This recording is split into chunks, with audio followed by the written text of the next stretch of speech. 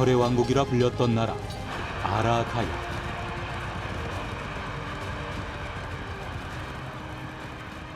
삼국시대 가야 연맹체의 일원으로 지금의 경상남도 함안 지역을 중심으로 번성했던 아라가야는 과연 어떤 국가였을까? 문헌 기록도 그렇고 고고 자료들도 그렇고 이게 만만치 않은 나라더라. 이전의 토기들에 비해서 형체가 굉장히 복잡하죠. 토기 자체를 만드는 기술이 일단 엄청나게 뛰어났다. 가야 연맹 내에서 독자적인 특징과 국제적 위상을 가졌던 아라가야, 그리고 아라가야의 왕도였던 함안. 그 땅에 새겨진 아라가야의 역사와 흔적이 세상에 그 빛을 드러내고 있다.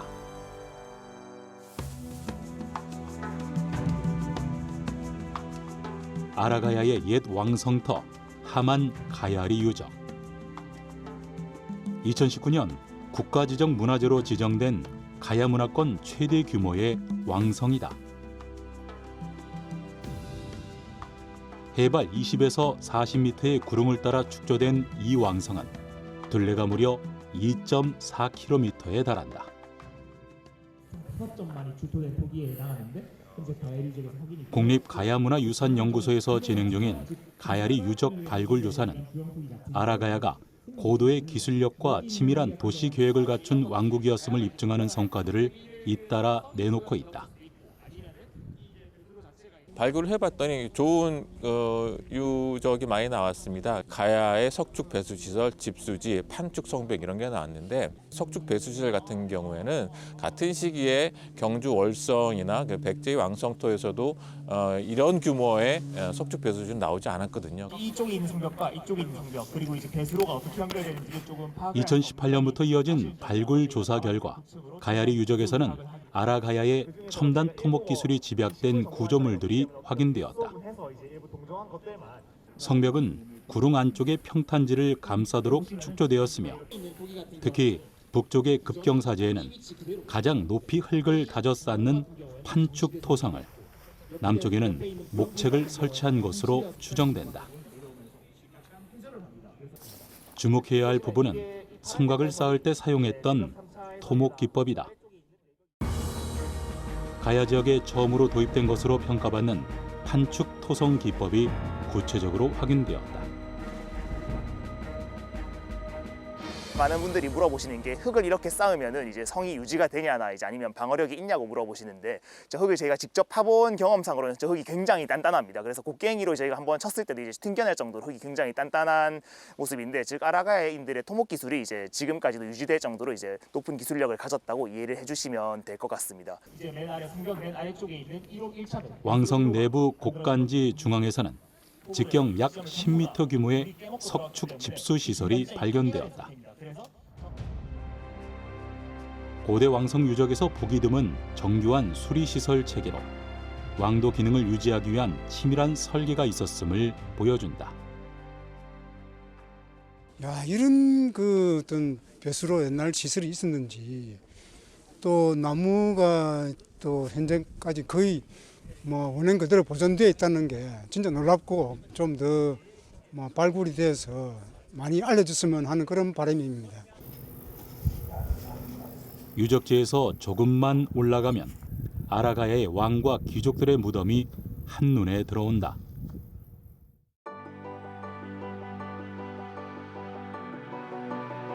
시간이 멈춘 땅, 경상남도 함안. 이곳의 낮은 구릉 위에는 고대 아라가야 왕국의 역사가 수백 개의 거대한 봉분으로 웅장하게 펼쳐져 있다. 바로 유네스코 세계유산 함안 마리산 고분군이다. 마리산 고분군을 포함한 7개 가야 고분군이 유네스코 세계유산위원회로부터 탁월한 보편적 가치를 인정받아 2023년 9월 대한민국의 16번째 유네스코 세계유산으로 등재되었다.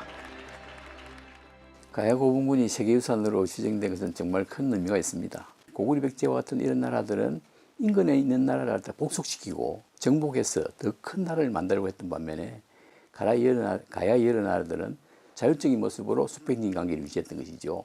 이것이 동아시아의 고대 문명의 다양성을 보여주는 증거였기 때문에 세계유산으로 지정되는 과정들 속에서 탁월한 보편적 가치가 인정되어서 지정된 것이죠. 단순한 무덤군이 아닌 아라가야 왕실의 권위와 역사 전체를 담고 있는 거대한 타임캡슐인 마리산 고분군. 이 거대한 무덤에 대한 직접적인 조사는 안타깝게도 일제강점기에 처음 시작되었다. 하지만 그 조사는 절반의 역사만을 남겼다.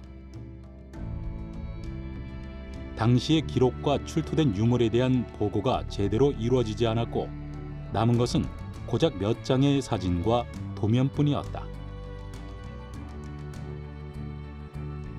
하지만 21세기에 들어서며 그 실체가 드러나기 시작한다.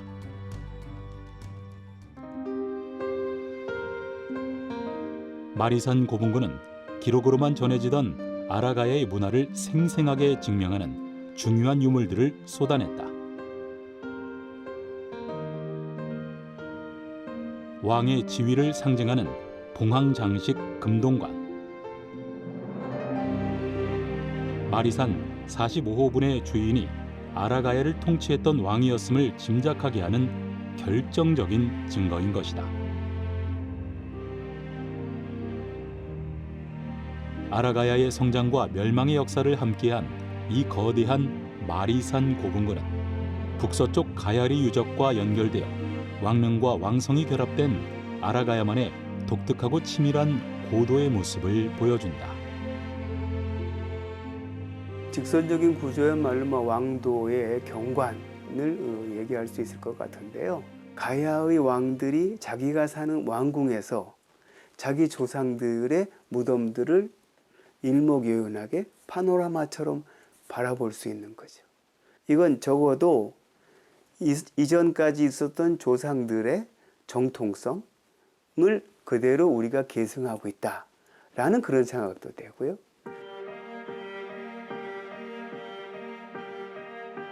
경남 함안군 가야읍 산해리 일대에 자리 잡고 있는 삼봉산. 해발 약 300m로 높지는 않지만 함안 분지 전체를 조망할 수 있는 탁월한 조망권을 확보하고 있다.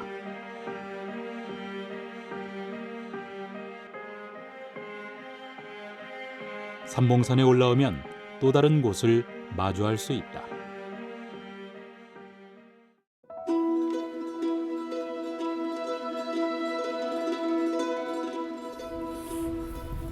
천제산 자락에 위치한 가야시대의 토기 생산 유적지. 이곳은 마리산 고분군에서 출토된 최상급 토기들이 태어난 곳이다. 토기 제작에 필요한 양질의 점토를 쉽게 구할 수 있는 최적의 지리적 조건을 갖추고 수많은 가마토와 폐기장이 밀집되어 있다. 이는 아라가야가 토기 생산을 대량으로 그리고 전문적으로 관리했음을 의미한다.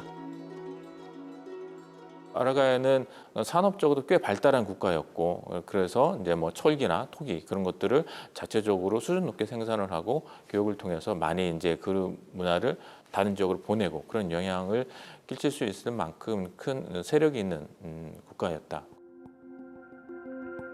가마에서 1000도씨 이상의 고온으로 구워져 나온 회청색 토기들은 견고함과 아름다움을 겸비했다.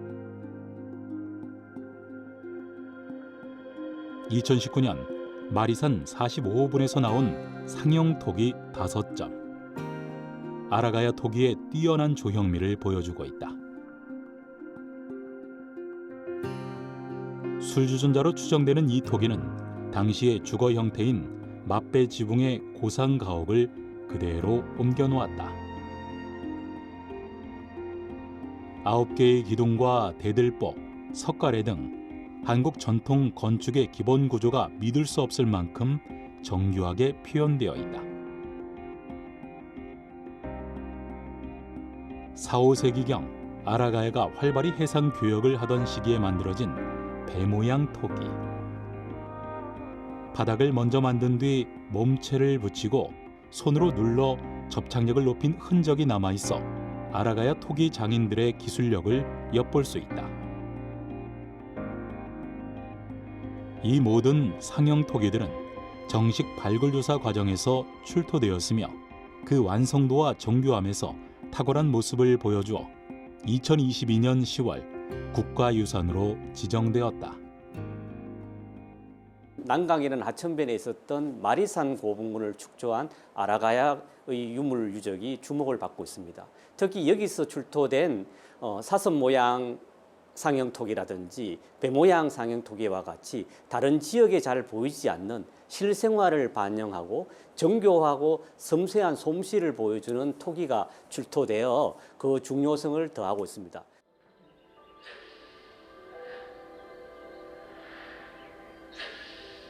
가야 상형토기의 최고 걸작으로 평가받는 사슴 모양 뿔잔 토기.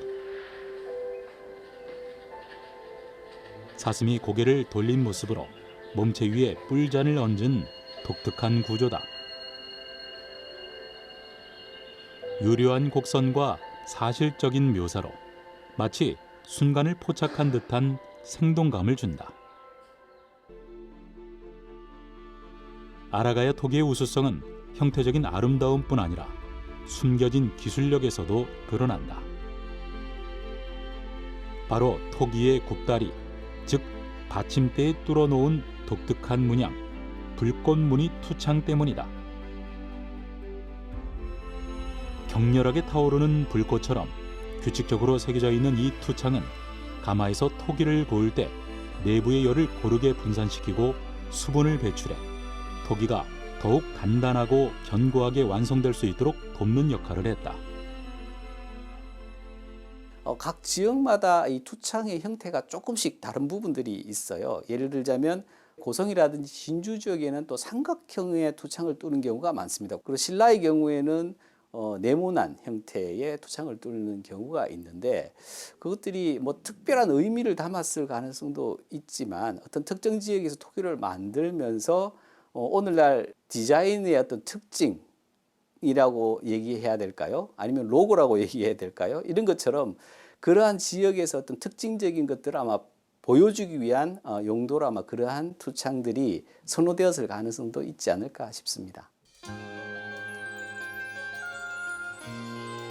아라가야 최전성기 위용을 보여주는 마리산 사호분. 5세기 후반에 축조된 것으로 추정되며 아라가야 최고 지배층의 무덤으로 여겨진다.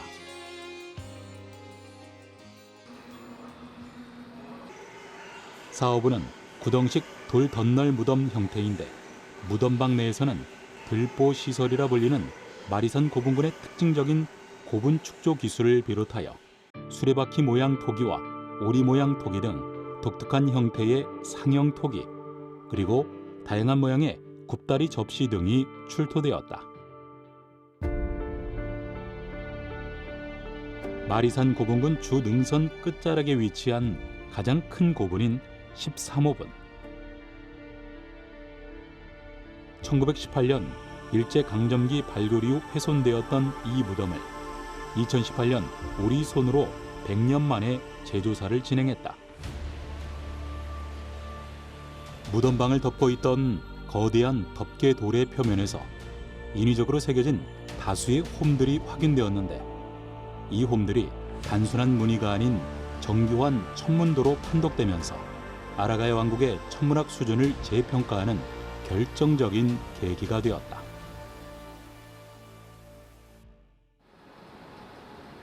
새겨진 홈들은 134개에 달하며 특히 별의 밝기에 따라 홈의 크기를 다르게 표현하는 높은 정밀도를 보여준다. 이처럼 정밀한 기록은 아라가야가 독자적으로 고도의 천문 관측 기술을 보유했음을 증명하고 있다.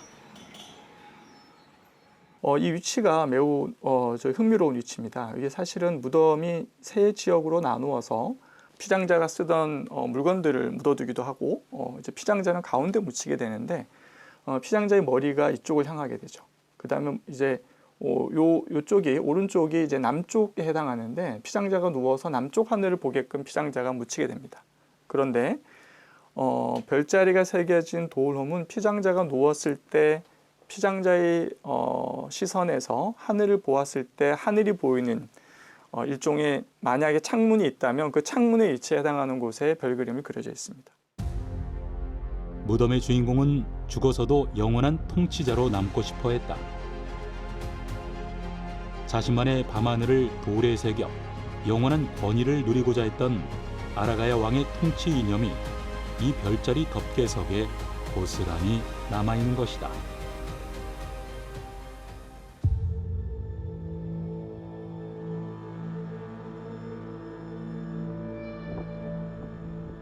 아라가야 유물 발굴 중 극적이었던 발굴 중 하나는 바로 마갑총의 발견이다. 1992년 아파트 건설 당시 국내에서 완벽한 형태의 말 갑옷이 처음으로 출토되어 그 이름이 붙여졌다.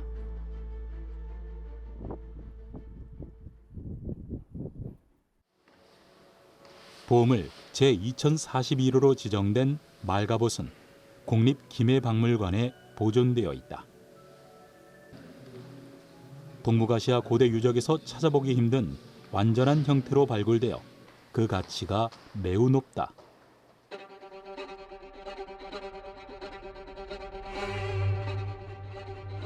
말갑옷은 말의 목과 가슴을 보호하는 경갑과 흉갑, 그리고 몸통을 보호하는 신갑으로 구성되어 있다. 길이 3cm에서 8cm 정도인 450여 개의 작은 철판들을 가죽끈으로 엮어 만든 미늘 갑옷이다. 특히 보호하는 부위별로 철판의 크기와 재질이 달라 아라가야의 뛰어난 철기 문화 수준을 보여준다.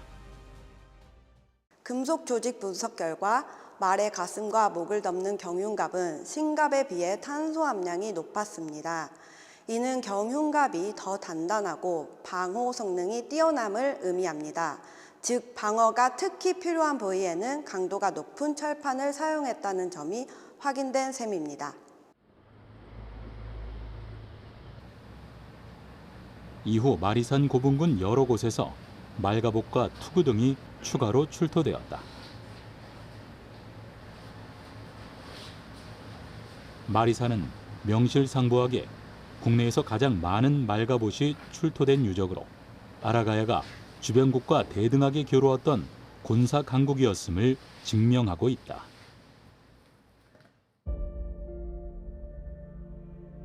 철과 토기의 왕국이었던 아라가야는 동북아 외교의 중심지였다. 가야리 유적에서 동쪽으로 약 1.2km 떨어진 곳, 제의 공간으로 추정되는 초대형 건물지가 확인되었는데 중앙에는 지름 1m에 이르는 거대한 기둥자리가 일렬로 놓여 있어 아라가야의 국력에 걸맞은 웅장한 제의 시설이 존재했음을 보여준다.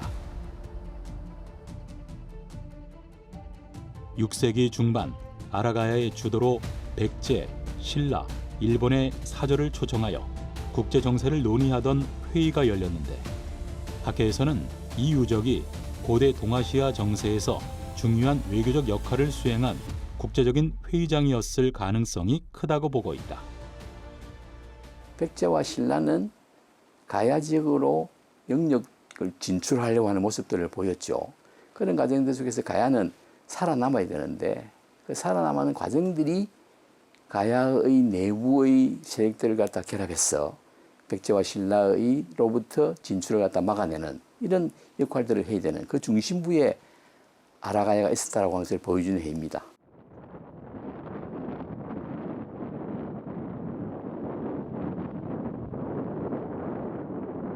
아라가야는 결국 561년경 신라에 의해 멸망했다.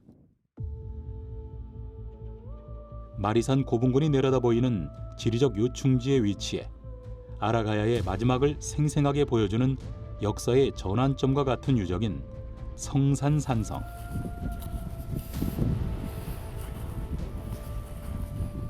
성산산성에서 대량 출토된 신라의 목관과 축성 기법은 아라가야의 멸망 직후 신라가 이 지역을 곧바로 군사 및 행정 거점으로 삼아 통치했음을 보여준다.